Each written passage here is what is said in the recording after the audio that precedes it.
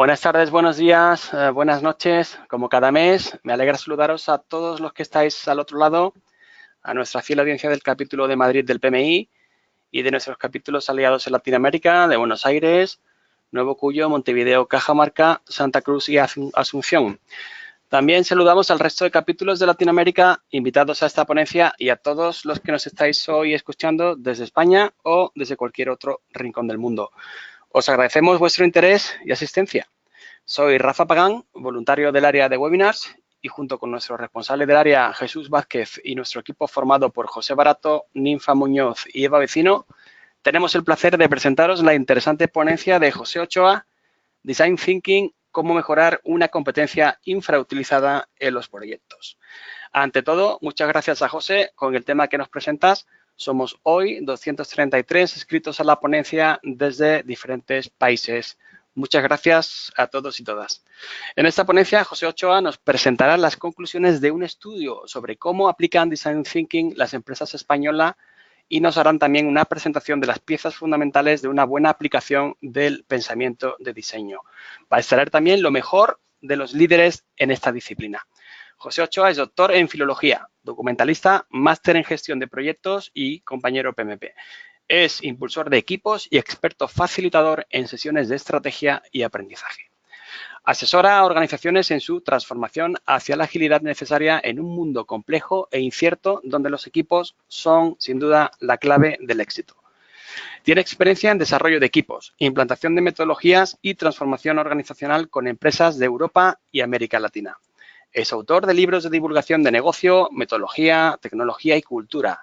Tiene un canal propio de YouTube titulado Este es mi equipo, al cual os invito a que visitéis.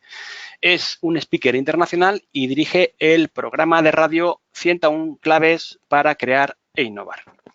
Antes de comenzar la ponencia, quiero comentaros que la asistencia a este webinar supone la obtención de una PDU, dividida esta PDU en media PDU en nivel técnico y otra media en liderazgo. El código de la PDU es Charlie 139 Golf 3 Quebec Oscar Foxtrot 4. No preocuparos, os lo dejaré escrito en el chat para que podáis tomar buena nota de ello. El reporte de esta PDU deberá ser gestionado bajo vuestra propia responsabilidad. No obstante, os llegará un email con las instrucciones necesarias para reportar dicha PDU. Podéis, durante la presentación de José, ir dejando vuestras preguntas en el chat para que finalmente José responda a las mismas. En breve vais a tener también disponible la grabación del webinar en nuestro canal de YouTube, al que podéis acceder también desde la propia web del capítulo. Y así más dilación, os dejo con José Ochoa y su interesante ponencia Design Thinking, cómo mejorar una competencia infrautilizada en los proyectos. Cuando quieras, amigo. Muchas gracias, Rafa. Bienvenidos y, bueno, vamos a ponernos manos a la obra.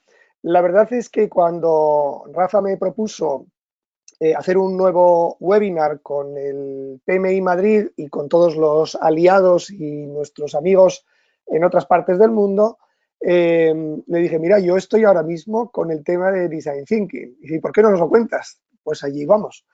La cuestión es la siguiente, veréis, hay una razón por la que creo que es pertinente hablar de esto.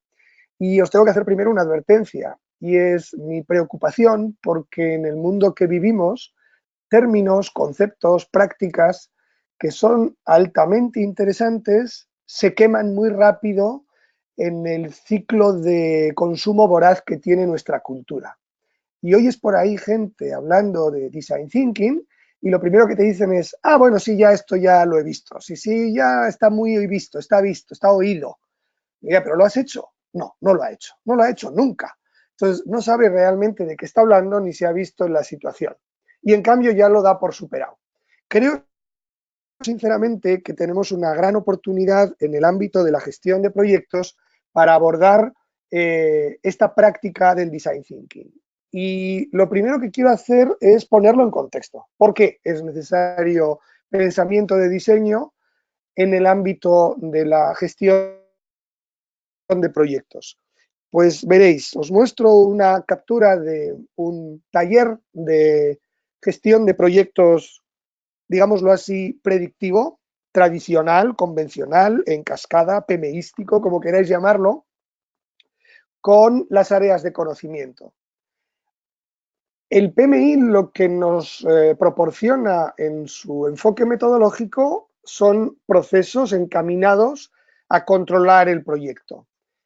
Y son procesos de gestión. Lo que ocurre es que hay un montón de habilidades que hay por detrás que el PMI siempre nos ha dicho que da por sentado que nos vamos a ocupar nosotros. Por ejemplo, el liderazgo. Claro que hay un pequeño apéndice, hay algún elemento que te dice, mire, hay una serie de habilidades que usted puede necesitar, pero como eso no es procedimentable, yo no le voy a poner procesos, ¿no? Bueno, pues resulta que algo parecido ocurre con el de diseño. Ahora en un momentito entraré a describir exactamente qué entendemos por pensamiento de diseño. Pero veréis, resulta que al de definir el alcance de los proyectos, en este ámbito de aquí, necesitamos hoy en día un nivel de creatividad, de imaginación, de propuesta que no era tan común hace unos años. Por la sencilla razón de que vivimos un entorno muy cambiante, de necesidades absolutamente disruptivas que van surgiendo de forma inesperada y volátil. ¿Qué ocurre? Que los clientes, los interesados, nos van pidiendo que resolvamos cosas que ni siquiera son capaces de formular todavía. Y en el transcurso del proyecto van a surgir pistas que no conocíamos antes. Definir el alcance hoy en día es un reto bastante importante. Por lo mismo, tenemos en el ámbito de la gestión de los interesados una tarea pendiente de trabajar realmente con los interesados con técnicas que resuelvan estas necesidades de las que estamos hablando ahora mismo, ¿no? Claro, el PMI no entra a decirte cómo tienes que hacerlo, pero tal cual están evolucionando las cosas, hay dos competencias que son altamente necesarias para un gestor de proyecto. Una de ellas es aplicar el liderazgo y aplicar la dirección del proyecto con un espíritu facilitador.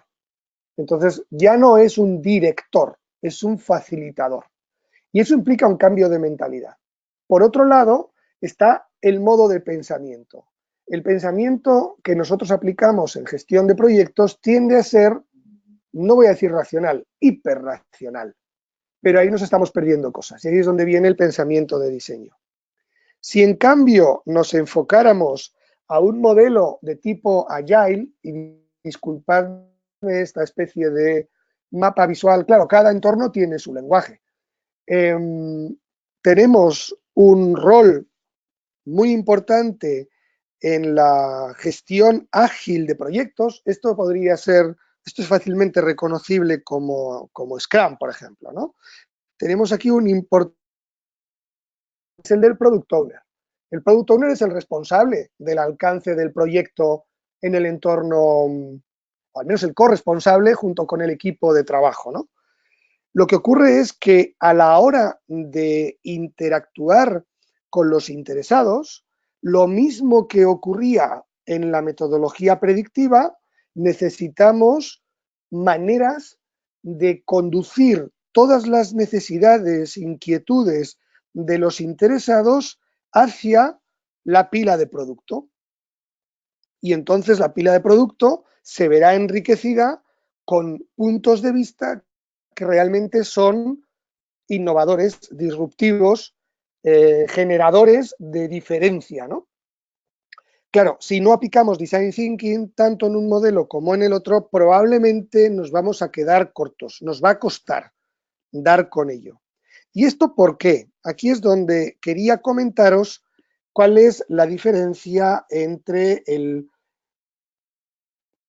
pensamiento, vamos a llamarlo racional, lo he mencionado como varias veces, y el pensamiento de diseño. El pensamiento de diseño no deja de ser la forma en que los diseñadores han trabajado. Lo único que ahora la estamos importando en otros modelos de trabajo.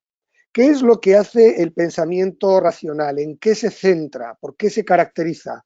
Pues el pensamiento racional, entre otras cosas, va buscando respuestas.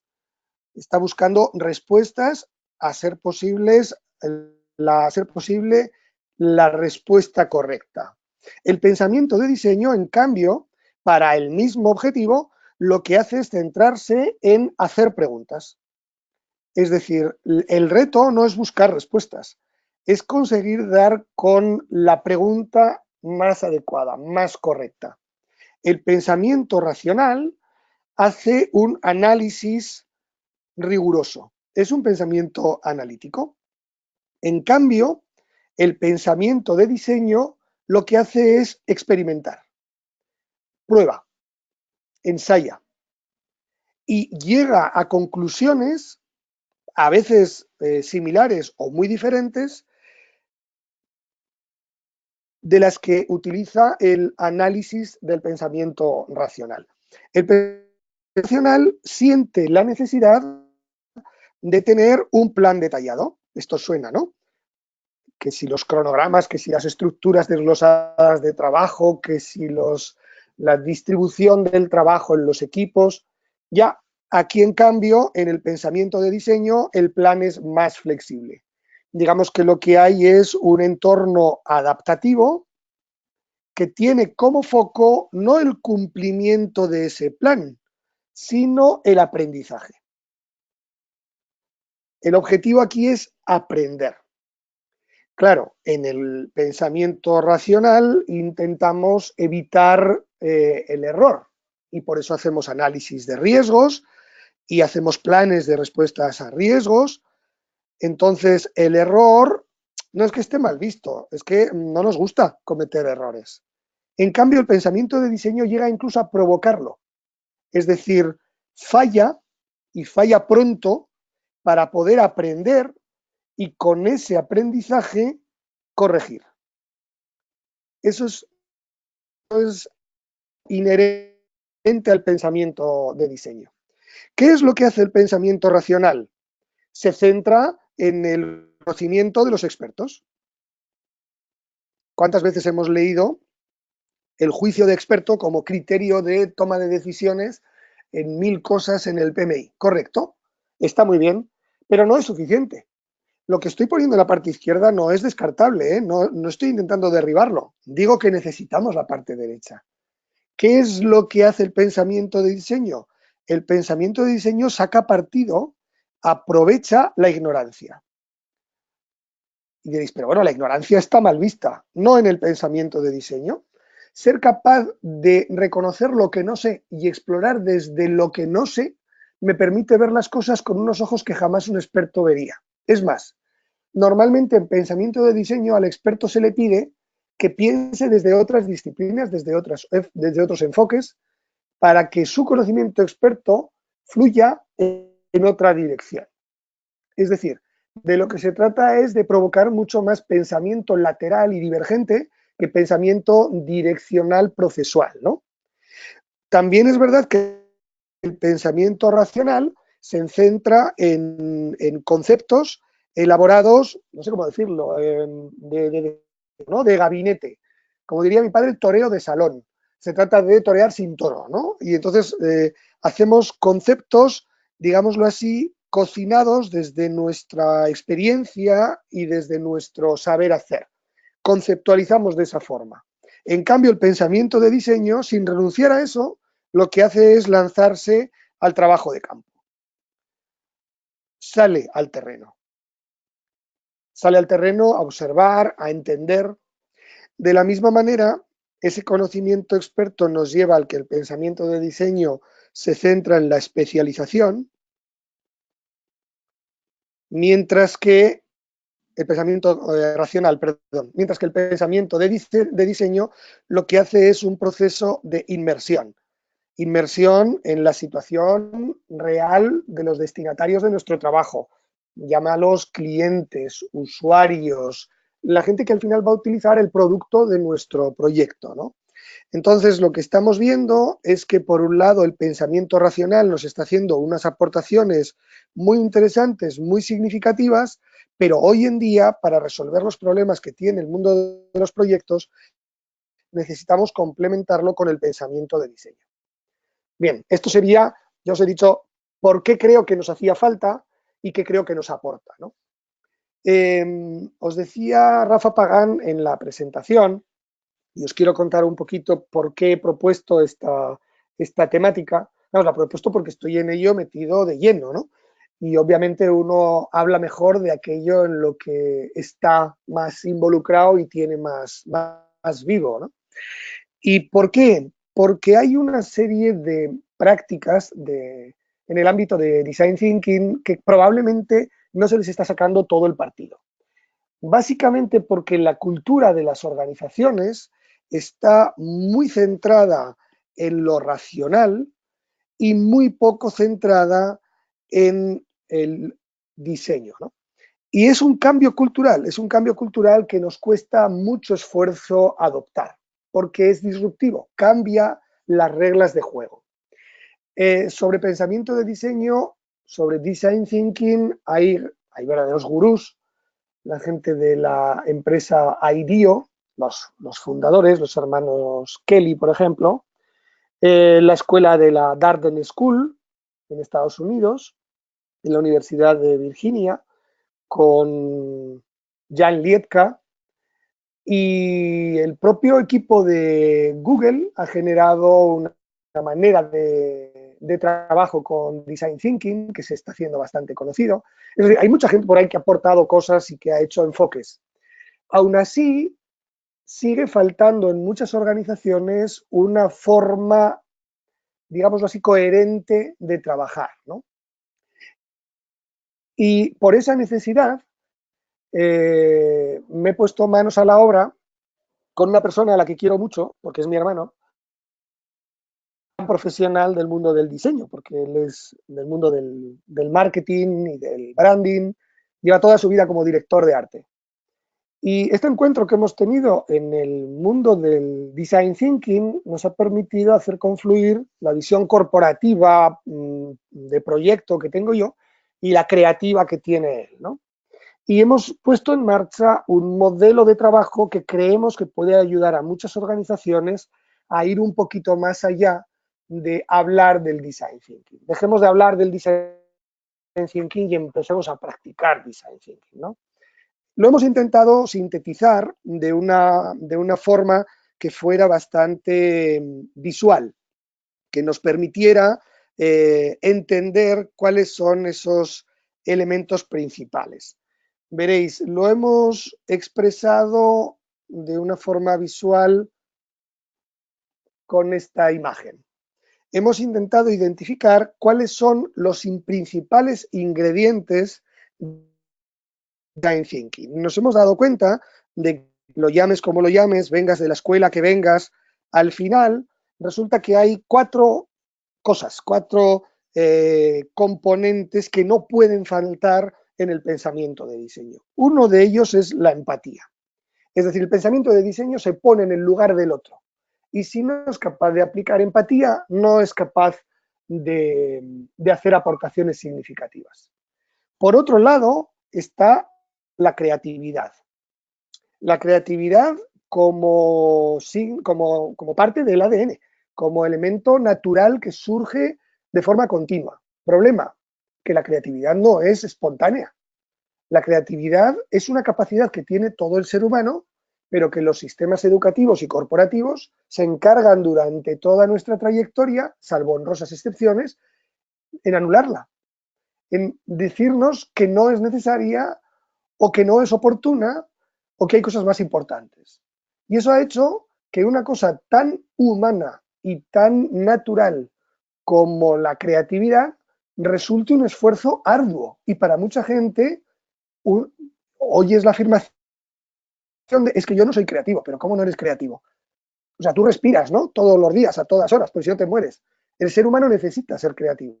Eres creativo en momentos en los que no crees, no te das cuenta, y por otro lado, te piden creatividad a veces cuando el contexto no te lo está permitiendo, ¿no? Otro elemento que es imposible que falte, imperdible, dirían nuestros amigos argentinos, y en su honor utilizo la expresión, es imperdible el aprendizaje. Aquí estamos para aprender y tenemos que estar dispuestos a cambiar nuestros patrones y a reinterpretar las cosas. Pero claro, eso implica el otro componente, la flexibilidad. tienes que estar dispuesto a fallar. Tienes que introducir el error como parte del proceso. Entonces, estos 4 elementos, utilizamos la metáfora de los 4 elementos que utilizaban los alquimistas, los 4 elementos de los filósofos presocráticos. Ya os ha dicho Rafa que soy filólogo y eso es muy difícil olvidarlo en ningún momento. Entonces nos inspiramos en la poética, digámoslo así, de la alquimia y de los elementos de la filosofía natural, ¿no? La creatividad la hemos asociado con el fuego y hay 3 que aplicar ahí. Uno de ellos es la curiosidad. Sin curiosidad no hay ciencia, sin curiosidad no hay generación de nuevas ideas. Otra de ellas es la osadía, hay que atreverse. O no, es que esto a lo mejor no nos lo aprueban, es que esto quizá no fuera políticamente correcto, no es lo que se está esperando. No, hay que atreverse, hay que ser osado, hay que ser audaz. Por otro lado, la creatividad lleva asociado otro principio, que es el de la visualización. Design Thinking utiliza, como muchos otros aspectos de metodologías ágiles, la visualización. Representar visualmente las cosas. No en vano yo esta presentación la estoy haciendo así, porque tengo que ser también coherente, no porque crea que tengan que serlo, porque me sale así, pero creo que es necesario utilizarlo, ¿no? Entonces, el fuego, esa ignición de fuerza creativa, tiene estos 3 componentes. Por otro lado, tenemos la empatía. La empatía la hemos asociado con el agua, el líquido elemento, ¿no?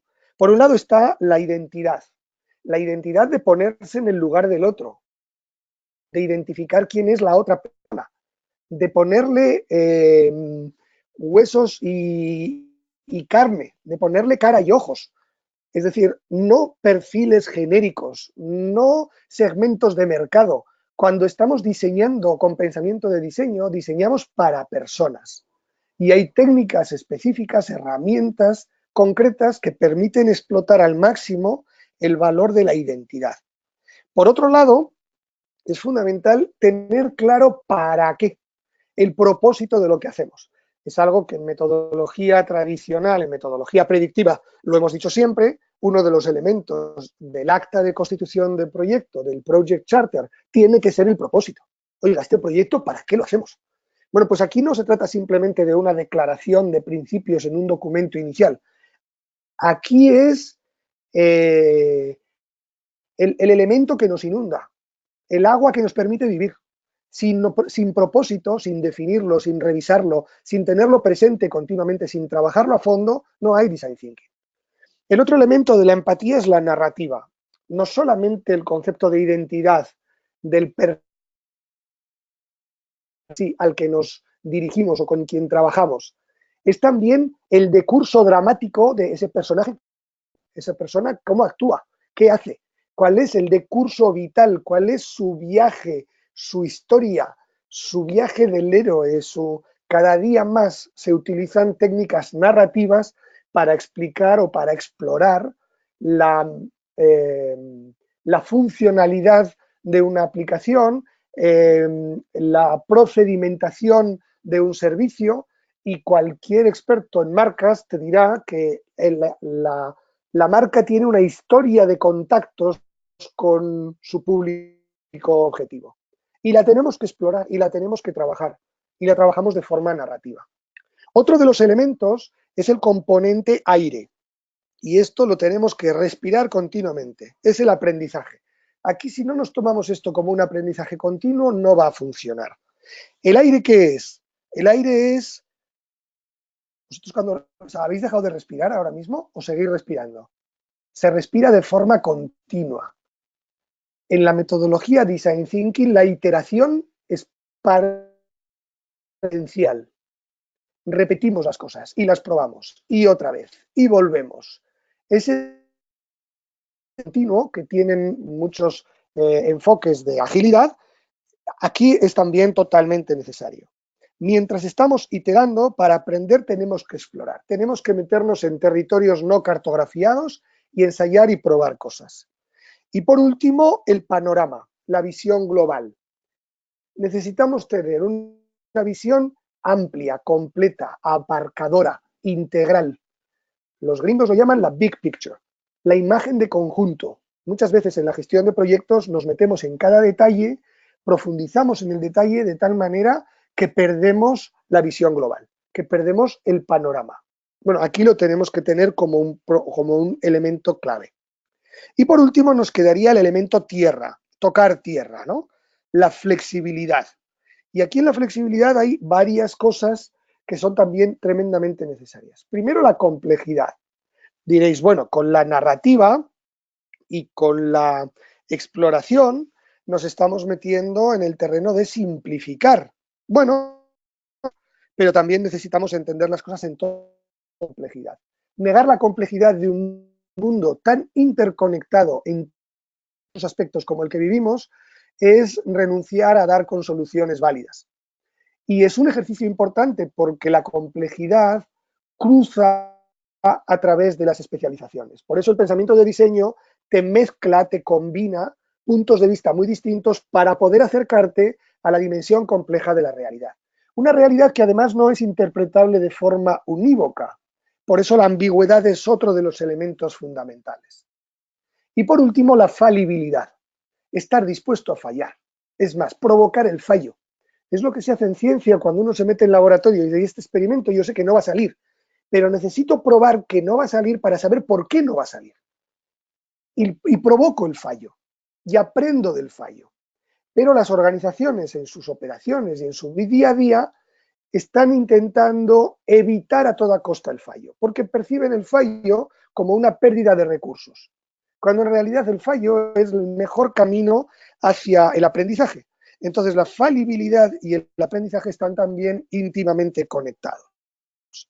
Bien, 4 elementos con sus correspondientes principios, serían 4 elementos y 12 principios, son los que generan que se produzca la chispa innovadora.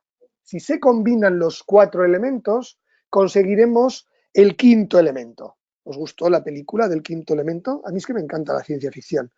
Este es el quinto elemento. El quinto elemento es la innovación. Y ahora mismo no nos podemos permitir el lujo de decir que innoven otros. No, no, no, no. O innovas o estás fuera del mercado. Te van a sacar del mercado. Pero te va a sacar la realidad. No es una cuestión de tipo, no sé cómo decir, queriendo excluir. No, no, no. Es que quedarás fuera. ¿Cómo hacemos eso? Pues aplicar todo esto lo hacemos a través de herramientas que las estamos aplicando en un único proceso. Sabéis que en el PMI, en la metodología predictiva, tenemos una colección de 40 y tantos procesos y estamos siempre revisando nuestros procesos y puliendo nuestros procesos. Bueno, pues aquí no, aquí solo hay un proceso. Y este proceso, que evidentemente vamos a hacer de forma iterativa, obviamente, es un proceso que tiene 4 etapas. Aquí, de nuevo os digo, hay múltiples escuelas y te pueden contar muchas cosas. Bueno, nosotros hemos intentado condensar e integrar lo mejor de lo que nos aporta cada uno para producir una síntesis que sea práctica. ¿Por qué necesitamos tener claro este proceso? Os lo voy a explicar con otra imagen. Veréis, estas 4 etapas que veis aquí de gestión del design thinking o de aplicación del design thinking, mucha gente cree que comienzan y terminan en una fase que llamaríamos de ideación. Es decir, se trata de generar ideas. El design thinking es para generar ideas. Bueno, sí y no. Es importante generar ideas, pero no es suficiente. Además, generar ideas, ¿para qué? ¿Realmente tenemos definido cuál es el proceso? Es muy probable que a la hora de generar ideas nos encontremos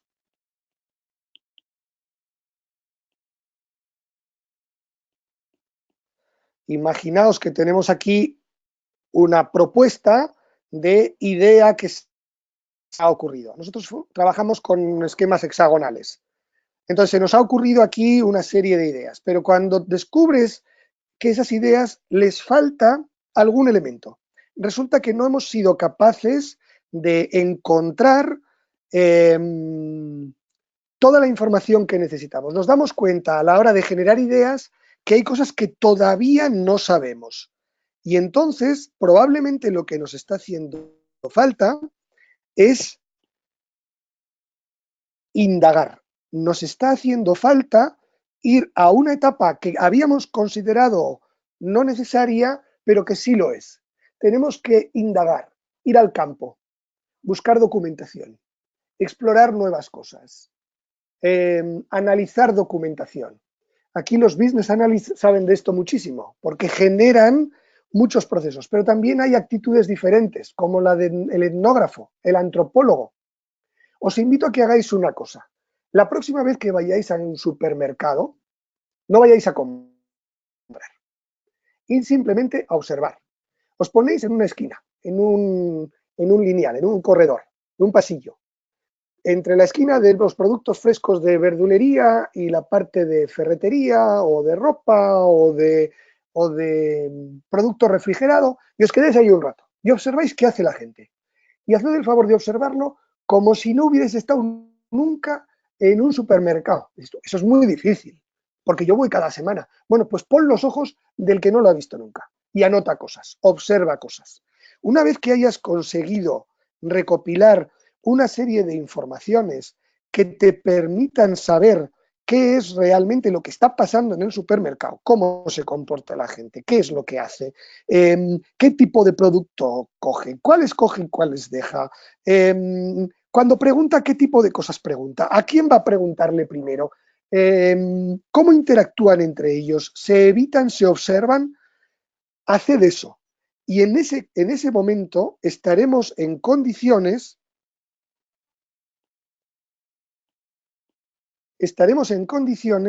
de sintetizar. Somos capaces de decir exactamente cuál es el desafío. Esta es una etapa que mucho cuida en Design Thinking. La etapa de indagar nos permite entender. La indagación nos permite explorar, meternos a fondo, teniendo en cuenta también las emociones. La siguiente etapa, que es la de sintetizar, en cambio, nos va a proporcionar otro elemento importante, muy importante, que es la definición del desafío. Algo con lo que muchas veces vamos sin tenerlo. ¿En qué consiste el desafío? ¿Para qué estamos? ¿Os acordáis del propósito? Aquí el propósito adquiere una relevancia muy, muy importante. ¿Y esto para qué lo estamos haciendo? ¿Qué es lo que andamos buscando? ¿Cuál es la síntesis? Defíname usted, por favor, cuál es el desafío, el reto al que yo me estoy enfrentando. En ese momento es en el que nos vamos a sentir capaces, fuertes, como para volver a afrontar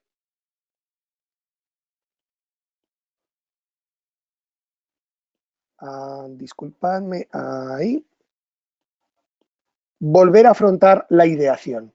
Ahora yo ya tengo mucho más claro qué es lo que tengo que idear. Y ahora viene la parte loca. Ahora viene la parte en la que yo tengo que generar múltiples ideas. Porque aquí la cantidad es lo que cuenta. A lo mejor hemos empezado demasiado pronto. A lo mejor después de sintetizar nos toca volver a idear. Este proceso es iterativo. No tiene un decurso único. Podemos sentir la necesidad de ir y venir este proceso en sucesivos esquemas de sucesión de las fases, ¿no? Dadme un segundo que voy a ganar espacio, haciéndolo más pequeño. Justo esto que estáis viendo es la manera en la que trabajamos con el modelo de trabajo que os estaba sugiriendo, ¿no? Evidentemente, cuando hemos llegado a esta nueva ideación, de nuevo nos encontramos con una serie de hallazgos de ideas que tenemos aquí. Bien, de estas ideas, alguna la tendremos que seleccionar porque el Design Thinking no queda completo no queda completo hasta que no somos capaces de formular una idea. No vale que usted me diga, se nos han ocurrido 60 ideas. Sí, estupendo. ¿Y por cuál empezamos? ¿Cuál propone usted? ¿Cuál sugiere? Usted me tiene que formular una propuesta de proyecto, una iniciativa, una línea de negocio. ¿Qué hacemos? ¿Qué propone que hagamos? ¿No? Y entonces aquí nos vendría la definición de la iniciativa, proyecto, aquello que vamos a poner en marcha. Esta secuencia que estáis viendo aquí pintada es una secuencia que está abierta, pero que pasa por esas 4 etapas en un momento u otro, en múltiples momentos o en otros, ¿no? Esto es lo que llamaríamos el recorrido, la ruta que los equipos trazan. Esta es la ruta de Design Thinking, de la aplicación de Design Thinking. ¿Por qué la hemos visto necesaria? Porque en nuestra experiencia la gente se pierde. Se pierde, entran en un ciclo, a veces en un ciclo cerrado, se entra en un ciclo cerrado de generar ideas, generar ideas, generar ideas. Dices tú, pero ¿y cuándo me va a dar usted una propuesta? ¿Cuándo voy a tener una propuesta? No, aquí estamos enzarzados en esto, ¿no? O se atascan en el parálisis por el análisis y empiezan a iterar solo en indagación sin ponerse a probar hipótesis. Probar hipótesis es prototipar y prototipar es una actividad de formulación. Haga usted sucesivos prototipos. Probablemente de estos prototipos le va a surgir la necesidad de volver a indagar o quizá la necesidad de volver a sintetizar, es decir, volver a definir el desafío, porque hemos estado probando cosas. Este recorrido se hace muy complejo a veces y es muy difícil para las personas no perderse en este recorrido. Bien, habéis visto que me gusta hablar, ¿eh? Lo que voy a sugeriros ahora es que echemos un vistazo a algunas cosas que os quería compartir. Hemos hecho una encuesta, un trabajo de indagación con 430 personas a través de LinkedIn. Igual algunos de vosotros habéis sido también partícipes. Hicimos una encuesta en la que participó gente de múltiples sectores, sobre todo gente de tecnología, servicios, sector financiero y ámbito comercial y de venta, y luego consultoría y más gente, ¿no? Las preguntas iban orientadas a 4 perfiles distintos. Los directivos, de los interesados en las metodologías ágiles, o los emprendedores, la gente que tiene que generar un 27%. Los responsables de innovación, las personas que en organizaciones tienen el cargo y el encargo de sacar adelante la innovación. Los diseñadores de productos, servicios, interacción, user experience. Y por último, los consultores, facilitadores, coach ágiles, personas que están en el apoyo y en la asistencia. Veis que aquí el público fue abundante. Bien, este colectivo nos dio una visión muy interesante de qué es lo que está pasando en las organizaciones. La mayor parte de los que han participado proceden de España, con lo cual los que estáis de fuera, exportad un poco o proyectad un poco a vuestra realidad, probablemente no sea tan diferente, ¿eh? Algún rasgo puede haber distintivo, pero no creáis que tanto. Estamos elaborando un informe, un documento que lo haremos circular, un documento que explota toda esta información. Pero para que os hagáis una idea, fijaos qué interesantes algunas de las preguntas, algunas de las respuestas que nos han dado, ¿no? ¿Qué crees que impide o dificulta un uso del design? ¿Por qué más? Bueno, pues los responsables de innovación te dicen que la cultura de la organización no encaja. Es decir, a veces la organización te está diciendo aplique usted innovación, sí, pero no me está usted facilitando ni me está usted ayudando a dedicar tiempo, porque esto requiere tiempo. Igual que la gestión de proyectos, la planificación de proyectos requiere tiempo. ¿Cuántas veces se nos ha dicho, pero dedica tiempo a la planificación? Si no, lo vas a sufrir durante todo el resto del proyecto. Aquí igual, dedica tiempo al design thinking. No, lo hemos dicho, hemos tenido una reunión, llenamos de post-its una pared durante 2 horas y ya. No, eso no es design thinking. que seguro que vas a usar post-its dentro del design thinking. Notas adhesivas vas a utilizar muchas, pero tienes que ponerlo en un proceso de trabajo. Por otro lado, los CEOs, los responsables, los product owners, los emprendedores, nos dicen que lo que más falla es que no tenemos experiencia en el design thinking. Es decir, no hay experiencia y no dedicamos el tiempo. Pero ellos no ven el problema de la cultura. Fijaos lo claro que lo ven los responsables de innovación. Interesante reflexión. El primer reto que tenemos los que promovemos el design thinking es justamente conseguir que la cultura de la organización sea proclive al design thinking. Veréis, ¿para qué aplicamos design thinking en las organizaciones? La mayor parte, no todas las preguntas las tenían todos los roles, todos los perfiles de participantes. Aquí solo contestaban los emprendedores, los product owners y los CEOs. En diseño de producto y diseño de servicio. Y en algo más, muy poco. Fijaos qué significativo es el hecho de que en la gestión de en el diseño, perdón, de gestión de procesos y en el diseño de organización, el porcentaje de utilización de design thinking es muy bajo. Es decir, lo utilizamos de forma significativa para diseño de productos y servicios, esto ya está bien, no es mala noticia, pero no lo aprovechamos para cambiar la cultura de la organización, que es una de las cosas que hemos dicho que necesitábamos. Otro de los elementos que podemos ver de la encuesta es qué nos cuesta más a la hora de aplicar design thinking. Veréis, en design thinking, algunas de las cosas que hemos visto del proceso, algunas actividades son de tipo divergente, es decir, nos abren el panorama, nos generan mucha diversidad de cosas, y luego hay momentos convergentes en los que hay que tomar decisiones y, digamos, cerrar el embudo, ¿no? Esa secuencia de convergencia-divergencia es uno de los flujos, digámoslo así, más normales en design thinking. ¿Qué es lo más difícil? ¿Qué nos cuesta más? Resulta que la divergencia es de lo que más nos cuesta. Y junto a eso, lo siguiente que más nos cuesta es mantener una alternancia adecuada entre y divergencia. Para converger, tomar decisiones, estrechar, no nos cuesta tanto. Eso lo meto muchas menos organizaciones, muchos menos participantes, ¿no? Fijaos otro dato que nos falla en el proceso de design thinking.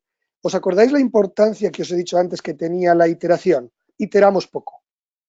Casi la mitad de los participantes responsables de innovación, en este caso con consultores, facilitadores, coach ágiles, lo primero que te dicen es iteramos poco. Nos quedamos con la primera idea. El primer prototipo nos enamora y nos quedamos enganchados ahí. No probamos más, no era una hipótesis. Nos hemos conformado. No, tenemos que iterar más. El otro elemento más significativo es que nos lanzamos a generar ideas sin la exploración de la indagación y sin hacer una adecuada síntesis. Lo he comentado antes, aquí nos lo han confirmado los participantes en la encuesta, ¿no? ¿Algún otro elemento? ¿Cuál es de las fases que hemos comentado la que menos atención prestamos? Curiosamente, la búsqueda de información y la recopilación de observaciones. Es decir, nos lanzamos a idear o incluso a definir el desafío sin haber entendido el contexto. Tenemos que aprender, tenemos que entender que hacerse las preguntas es tan importante como buscar las respuestas, o más, porque si no te has hecho las preguntas adecuadas, las respuestas que encuentres pueden estar totalmente descaminadas. Entonces aquí tanto los diseñadores de producto, de servicio o los diseñadores de experiencia de usuario coinciden bastante, y tan bastante, el mismo porcentaje con los consultores, facilitadores y coach ágiles, en que para un 40% de ellos la búsqueda de información y la recopilación de observaciones es la gran asignatura pendiente. La siguiente es la formulación del reto. Muchas veces nos ponemos a idear sin haber definido el reto. Estas son las conclusiones que nos llevaron a nosotros a plantear una manera de resolver, de enfocar un modelo de trabajo que nos ayudara, ¿no? Otro elemento, ¿cuántas técnicas o herramientas utilizas en un proceso de design thinking? En una iniciativa concreta, ¿cuántas utilizas? Pues resulta que la inmensa mayoría solo utilizan una o dos herramientas. Claro, si eso lo ponemos en relación, si yo utilizo solo una o dos herramientas, probablemente estoy utilizando una herramienta de ideación y una herramienta de formulación. Ya, pero claro, por eso es que no hacemos nunca síntesis, que no hacemos nunca indagación, porque estamos utilizando una o dos herramientas. Es decir, como no iteramos, no usamos más que una, y como solo usamos una o dos, no hacemos el proceso completo, ni lo hacemos con varios recorridos, ¿no? Entonces, esto viene a confirmar nuestras peores sospechas, ¿no? Por otro lado, una oportunidad de ayudar a la gente a hacer mejor las cosas. Fijaos que solo el 20% de la gente, más o, en algunos casos un poquito más, pero si combináramos todos los que han respondido, solo el 20% de la gente utiliza 5 o más herramientas. Es decir, hacemos procesos de design thinking pobres, carentes de una paleta diversa y amplia de herramientas. Bueno, os podría comentar más cosas, ¿no? Pero el componente menos aprovechado, la complejidad y el miedo a fallar. Y en eso hay una coincidencia muy grande también entre esos dos perfiles. En definitiva, lo que os quería comentar es que esta indagación, de la que luego os pasaré referencia para que, bueno, perdonadme que os enseño una más que me he saltado antes, los roles de la innovación. El rol que más se echa de menos es el del observador, el etnógrafo, el que es capaz de ver lo que otros no ven. Y después el conector de disciplinas, el que hace la transdisciplinariedad. En el mundo de IDEO le llaman el cross-polinizador, ¿no? O el polinizador. La abejita que va de flor en flor combinando y mezclando. Son los dos roles más flojos, digámoslo así. Y luego el atrevido, ¿no? El desafiante, el que reta al equipo. Con esto tenéis de 8 posibles roles. Aquí estamos viendo dónde están las carencias, ¿no? Bien, os decía que os quería comentar que hicimos esta encuesta y que hemos creado un grupo que se llama Practicando Design Thinking en LinkedIn. Es un grupo que pues ahora mismo tiene 1.577 miembros. Si actualizo la pantalla, probablemente alguno más. Es un grupo de LinkedIn que se formó hace un mes. Y en un mes somos más de 1.500 miembros del grupo. Obviamente estáis invitados a incorporaros. Buscad el grupo Practicando Design Thinking.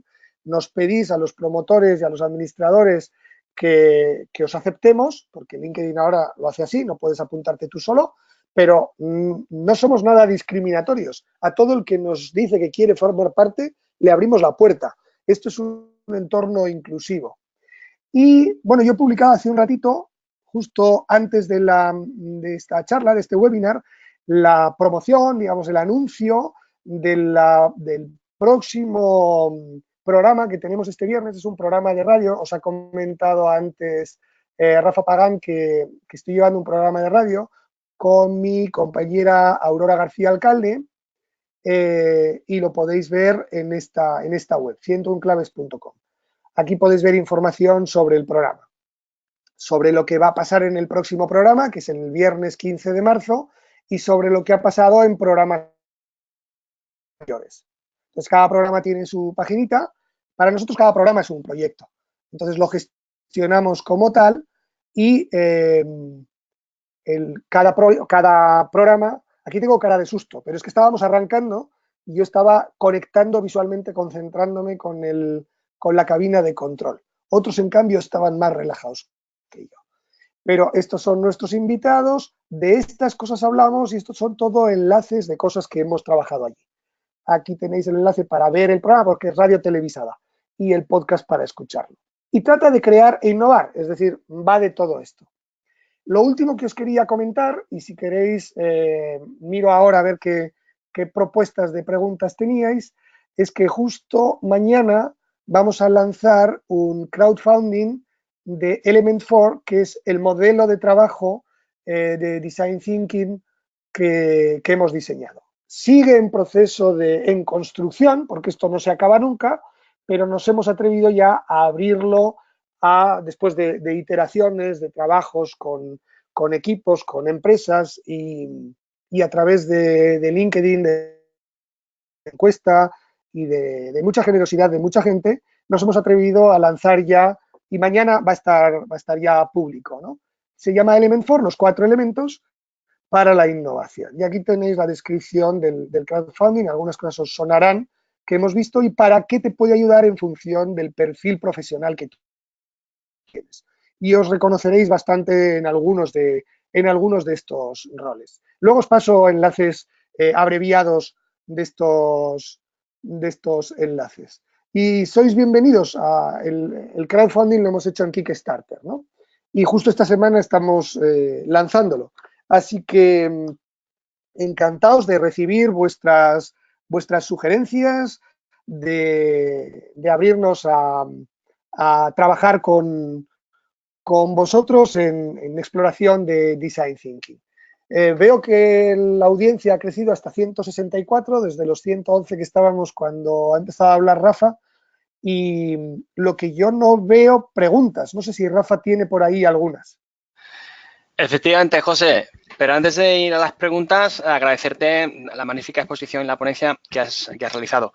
Ha sido sin duda enormemente interesante y como siempre que estamos contigo aprendemos muchísimo. Antes de pasar al turno de preguntas, sí quisiera aprovechar también para invitaros no solo a asistir como audiencia a estos webinars, sino también, como no, como ponentes, igual que ha hecho José con nosotros hoy. Si tenéis alguna idea que desarrollar o algún tema interesante para nuestra comunidad de Project Managers, será muy bienvenida vuestra colaboración como ponentes. Si os interesa esta invitación, os voy a dejar los datos de mi contacto en el chat. Ahora sí, José, vamos a pasar al turno de preguntas. Hay muchas felicitaciones en relación con tu ponencia. Te las traslado también. Y vamos a una pregunta que te realiza Manuel Felipe Pérez. Es la siguiente, es un poco larga. Manuel Felipe te hace la siguiente pregunta, José. Dentro de la necesidad de empatía para el design thinking, ¿no sería necesario una actitud neutral o al menos consciente de nuestras posiciones? Me explico. Si me enfrento a un diseño que no tiene nada que ver con mi ego, me resultará más fácil abordarlo. Pero si voy con prejuicios y posiciones personales previas, quizás me resulta mucho más difícil. ¿Dónde queda la necesidad de objetividad en este modelo que planteas? Ya. No, la pregunta es muy interesante. Fijaos, yo eso lo he aprendido en la selva amazónica, con chamanes de distintas etnias amazónicas. Yo les decía, para entender el entorno vuestro ecosistema, probablemente yo necesitaría datos y observarlo con objetividad. Y ellos me decían, no, necesitas venir a una ceremonia de ayahuasca nuestra y meterte dentro. Necesitas subjetividad. Necesitas ver desde dentro. Es curioso porque el pensamiento racional busca la objetividad. El pensamiento de diseño busca la subjetividad, pero no solo la tuya. Claro, no se puede ir con la subjetividad fija de los patrones preconcebidos. Por eso, cuando hablábamos de elementos del design thinking, cuando os comentaba, vuelvo un momento a la pantalla, cuando os comentaba, un segundo, voy rápido, aquí estoy. Estos 4 elementos no pueden ir sueltos, no pueden ir por separado. Necesitamos, a ver un momento, no estaba compartiendo la pantalla, ahora sí. Estos 4 elementos no pueden ir por separado. Yo necesito la subjetividad de la empatía, pero necesito estar abierto a la curiosidad, abierto a la complejidad y a la ambigüedad. Es decir, necesito técnicas en el design thinking que me permitan ser objetivo a la vez que entiendo la subjetividad de múltiples puntos de vista. Algunos para mí son nuevos y otros son incluso difíciles de aceptar, porque me encuentro con sorpresas y me encuentro paradigmas que tengo que romper. Porque los que nos dedicamos a design thinking también tenemos paradigmas, ¿eh? Lo que pasa es que nos disciplinamos en ponerlos en cuestión y si hace falta derribarlos. Entonces necesitamos esa subjetividad. pero desde múltiples puntos de vista, porque la objetividad de cada uno nos permitirá llegar a un entorno mucho más rico y mucho más que nos aporte mucho más. Sí, Rafa. Estupendo, fenomenal y gracias por esa fantástica explicación. Aprovechando también que somos profesionales de procesos y de herramientas, ¿podrías orientarnos, José, sobre algunas de las herramientas que podemos utilizar para cada una de esas fases del ciclo de ideación y el ciclo de Design Thinking? Esto viene en relación también con alguna petición que nos realiza Manuel Felipe. Ya, veréis, en realidad Element 4, lo que hemos hecho con Element 4 es generar una colección de herramientas. En la versión profesional hay hasta 50 herramientas que tienen esta forma de hexágono. Algunas son clásicas. La que estáis viendo ahora en la pantalla es un mapa de empatía, es una de ejemplo, ¿no? Algunas son clásicas, otras las hemos diseñado. Lo que hacen es decirte si la propiedad que estás aplicando es convergente o divergente, cuál es la etapa, y el color del hexágono también te da una pista de en qué etapa estás en la etapa de indagar, cuál es la actividad principal que vas a desarrollar, la emoción, el objetivo, el resultado, y por el reverso te dice cómo aplicarla, cómo aplicas esa herramienta. Pero bueno, hay muchas y la verdad es que justo el problema que nosotros hemos detectado es que la gente acaba recurriendo todo el tiempo a las mismas. Entonces, no sé, por ejemplo, el famoso Customer Journey, eso es una técnica de Design Thinking. El mapa de empatía lo es. Un storytelling es. Pues, tendrías otras de ideación, cualquiera del método Scamper de Mikhail Mijalko, ¿no? Cualquier técnica que utiliza Edward de Bono, que nos propone cualquier libro de Edward de Bono de pensamiento lateral, los 6 sombreros para pensar, cualquiera de esas son herramientas. Otras son herramientas para prototipado, muy importante prototipar, no lo olvidemos nunca. Prototipar y tumbar luego ponerlo en cuestión, porque el prototipo solo es vender, no es un preproducto, es una herramienta para pensar. Entonces, ahí en herramientas hay, de hecho, lo que yo no sé, Rafa, es si lo que yo pongo en el chat solo veis organizadores y panelistas. ¿Tú puedes ponerlo para todo el mundo? Sí, sí, perfectamente. Yo lo coloco aquí y todo el mundo tiene Vale, acceso a la vale, referencia. vale, la página que estabais viendo de Kickstarter hay un enlace corto para poder llegar a ella, pero antes hay unos vídeos donde os explicamos algunas de estas cosas que llevan adjuntos dadme un segundo, que llevan adjuntos unos ejemplos de herramientas que las podéis descargar gratuitamente. En el primer vídeo que os he puesto hay una dinámica. Nosotros distinguimos entre dinámicas y herramientas. Las dinámicas son maneras de entrenar las habilidades del design thinking. Son como ejercicios que se pueden utilizar para poder aprender a utilizar el modelo de design thinking. En el segundo enlace de vídeo que os estoy pasando hay un enlace a una herramienta de síntesis. Esas son menos comunes, ¿no? Las herramientas de síntesis. Por ejemplo, una que se puede utilizar es el modelo Canvas de definición de negocio. Esa es una herramienta de síntesis que te permite definir el negocio y centrarlo. O una herramienta que explore alguno de los elementos del Canvas. Eso también sería una herramienta de síntesis, por ejemplo, ¿no? O herramientas de observación para la indagación. Entonces, justo eso de las herramientas es algo que nos hemos centrado en proporcionar. Herramientas que ayuden a conseguir la innovación a través de este modelo de trabajo, ¿no? Muchísimas gracias por esa información que nos pasa, José. Alguna otra pregunta también que proviene de Fernando, dice, ¿cómo podemos construir fácilmente una matriz PUGH? Consejos prácticos. PUGH, a ver, ahí me he perdido. No, pues Fernando, necesitamos que nos pongas aquí a qué te refieres Sí, con este acrónimo. realmente el acrónimo, no sé lo que hay detrás sí. Dice matriz de toma de decisiones. No sé si esto te ayuda a algo. En Ah, cualquier caso, sí, ya, adelante. a ver, la matriz de cualquier matriz de toma de decisiones sería una herramienta útil dependiendo de cómo la utilices en distintas etapas. Puede ser que utilices una matriz de toma de decisiones. Dame un segundo que comparto de nuevo la pantalla. Ahí. Puede ser una matriz de toma de decisiones, te puede ayudar a hacer la síntesis. Te puede ayudar aquí, a la hora de sintetizar.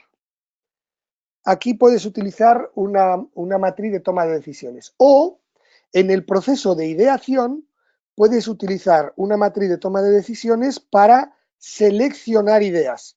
Generar ideas hay que generar muchas, pero luego tienes que optar por aquellas que tienen más posibilidades. O puede ser que sea una herramienta que utilices a la hora de formular. Por ejemplo, para elegir prestaciones, funcionalidades, elementos que van a ir incluidos en la propuesta final de proyecto, de iniciativa. Entonces, las matrices, dependiendo de cómo enfoques la actividad, te puede ayudar para sintetizar, te puede ayudar para filtrar ideas a la hora, porque idear tiene varios elementos, ¿no? Hay que generar ideas y luego hay que evaluarlas y seleccionarlas, ¿no? Ponerlas a prueba. Y luego en formular también puedes necesitarlo. Es decir, dependiendo de cómo la utilices, la puedes estar aplicando en una etapa u otra. Muy bien, vamos entonces a la penúltima pregunta. Ahora se nos están animando la audiencia y están llegando más preguntas. Oye, ¿Alguna pregunta? apuntaros al grupo de Practicando Design Thinking y seguimos el debate allí, que está abierto. O sea, eso, vamos, de cajón. Dice Fernando Álvarez, te hace la siguiente pregunta. ¿Cómo podemos otorgar a cada requerimiento un cierto peso y valor? Ajá, sí, verás, de nuevo, el peso y valor de los requerimientos los vas a calculando lo que has detectado que existe en el entorno, en la realidad a la que haces frente. Puede ser que la indagación te esté dando pistas, puede ser que la síntesis te esté dando pistas y desde luego de los más interesantes, el prototipado te va a dar muchas pistas. Aquí el desafío y aquí la observación. Fijaos que a la hora de decidir qué prestaciones entran o no, ahí la metodología tendría que ser flexible, abierta, porque en iteración vas a poder encontrar nuevas cosas. El peso que tengan las prestaciones que vayamos a incluir, las puedes definir te pueden dar input distintas etapas, ¿no? Por ejemplo, hay una herramienta que tenemos definida en Element 4 que te establece el clásico Customer Journey. Lo he mencionado antes, hay una serie, hay un itinerario, ¿no? Entonces, esta herramienta, ahora no me preguntéis cuál es el nombre que le dimos porque no me acuerdo, pero esta herramienta lo que hace es compararte dos aspectos. Por un lado, te dice qué es lo que tú obtienes del usuario, del cliente, de la persona con la que interactúas, qué es lo que obtienes tú en cada uno de esos puntos de contacto de su recorrido. Pero lo complementamos con otro punto de vista. ¿Y qué obtiene esa persona de nosotros? Porque a lo mejor nos están faltando prestaciones que a nosotros nos aportan mucho valor y en cambio no están aportando el mismo nivel de valor para el usuario. Esa doble óptica te permite darle mayor peso o incluso generar ideas nuevas para resolver gaps, huecos que se están produciendo en una definición de prestaciones. Es un ejemplo. Estupendo, José. Yo creo que te refieres al User Journey Map, ¿no? El Sí, viaje que realiza el usuario. Ajá, puede ser el viaje que realiza el usuario, Eso puede es. ser el viaje de contacto con la marca, puede ser el recorrido de la interacción que tiene con una aplicación, con un servicio. En Service Design Thinking estamos en las mismas. Ahí estamos Mm, diseñando servicios, pero pasa igual. absolutamente. Vamos entonces, perfecto, vamos a la última pregunta. Manuel Robledo te hace en la siguiente pregunta, dice, ¿sería apropiado considerar al Design Thinking como un proceso de decisión de cara a establecer una determinada línea de acción y posteriormente, una vez determinada esa línea de acción, estaríamos en un proceso más racional? Yo creo que en buena medida sí. Lo que ocurre es que esto es un continuo. Por eso digo en buena medida. Esto es un... Dame un segundo, estoy buscando, quizá tengo una imagen con la que mostrarlo, pero si no la encuentro rápido no pasa nada.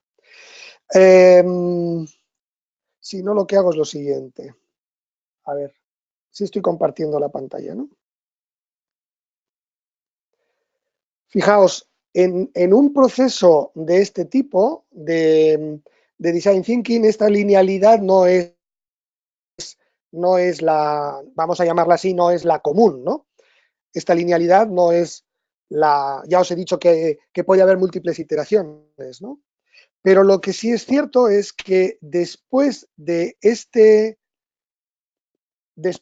proceso, al final siempre tenemos que acabar en formulación. O sea, me da igual cuántas veces hemos vuelto aquí o hemos vuelto aquí y luego hemos saltado aquí para volver aquí y luego volver aquí y luego aquí. El punto final siempre es formular, porque tú tienes que proponer algo. De aquí sale el proyecto, de aquí sale la iniciativa, de aquí sale el servicio, de aquí sale la idea de negocio. ¿Qué es lo que ocurre? Que para mí el trabajo no ha terminado ni siquiera cuando hemos definido el proyecto, hemos puesto en marcha el servicio o hemos lanzado el negocio. Porque en el ciclo de vida, en el devenir de cualquiera de estos elementos, el pensamiento de diseño va a ser un activo muy importante de nuevo. Entonces, esto podemos volver a ello siempre que creamos que lo necesitamos. Pero es cierto que esto acabaría en un proyecto, en una iniciativa, en algo que vamos a poner en marcha. Y eso sí, aquí sí que aplicamos más pensamiento racional. Muy bien, Aunque pues yo nunca descartaría volver a hacer excursiones. eso es. Pues perfecto. Con esta última respuesta vamos a terminar nuestro webinar de marzo. Os recuerdo que con la asistencia habréis obtenido una PDU, la mitad técnica y la mitad de liderazgo, y que tenéis el código correspondiente ahí en el texto del chat. De nuevo, gracias a todos y todos y a José, especialmente a ti, por transmitirnos tu conocimiento en esta magnífica ponencia y os emplazo al próximo webinar del mes de abril, el día 24 a las 20:00 hora local española. Estela Quesada, consultora de proyectos y de recursos humanos, coach, certificada experta en desarrollo personal y profesional, nos va a presentar su ponencia Liderar nuestra vida y liderar nuestros proyectos, el líder consciente. Lo publicaremos en breve en nuestras redes y en la web del capítulo, en cuyos enlaces podréis inscribiros. Os esperamos el 24 de abril. Un cordial saludo a todos. José, y especialmente a ti, gracias de Muchas nuevo y hasta gracias. pronto. Muchas gracias y os espero en las redes sociales. Un fuerte abrazo, amigo. Esa es tu casa. Hasta siempre. Gracias. Hasta luego. Gracias.